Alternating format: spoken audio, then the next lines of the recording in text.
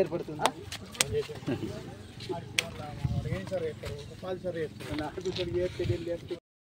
అవసరం లేదు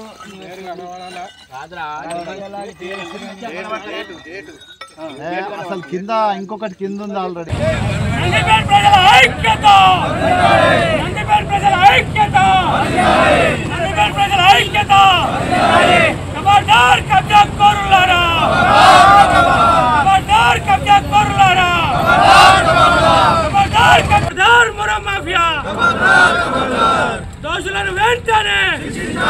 దోషులను వెంటనే ఖబర్దార్ మరో మాఫియా అధికారుల నిర్లక్ష్యం ప్రభుత్వ అధికారుల నిర్లక్ష్యం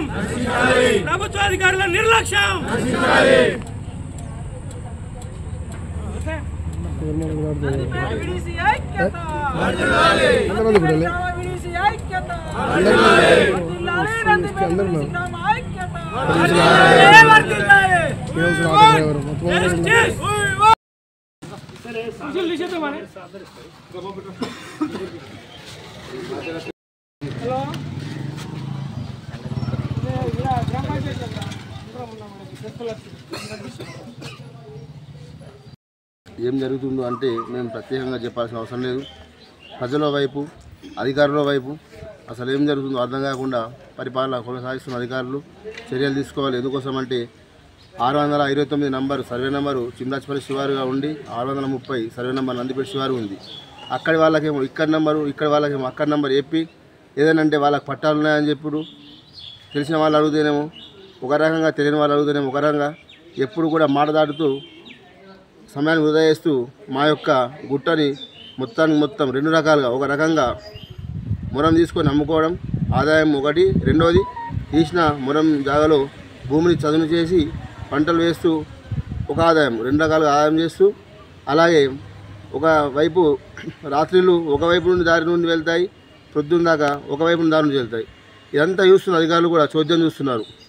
దీనికి మా ప్రధాన ఆరోపణ ఏమిటంటే వీళ్ళు ఖచ్చితంగా ముడుపు తీసుకొని ఉంటారని మా ఆరోపణ చేస్తున్నాం. కాబట్టి ఇట్టి చర్యను తీవ్రంగా ఖండిస్తూ దీనికి పాల్పడినటువంటి మా గ్రామంలో పాల్పడినటువంటి జోజిపేట రాము మరియు జోహార్ బాబు వీళ్ళపై చర్యలు తీసుకొని, అలాగే ఇందులో పాత్ర ఉన్నటువంటి ప్రతి ఒక్కరి మీద కూడా చర్య తీసుకోవాలని మేమందరం బీడీ తరఫున కోరుతున్నాం. Okay, right.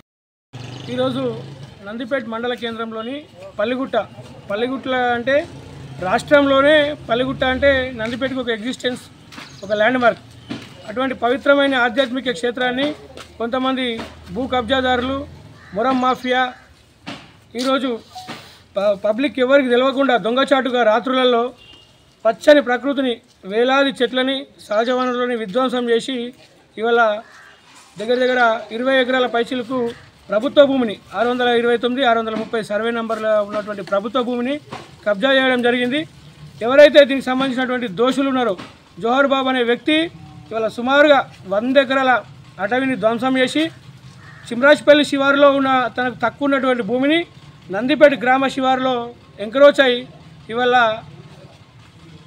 సాక్షాత్తు పవిత్ర క్షేత్రమైన పల్లిగుట్టను విధ్వంసం చేయడం జరిగింది.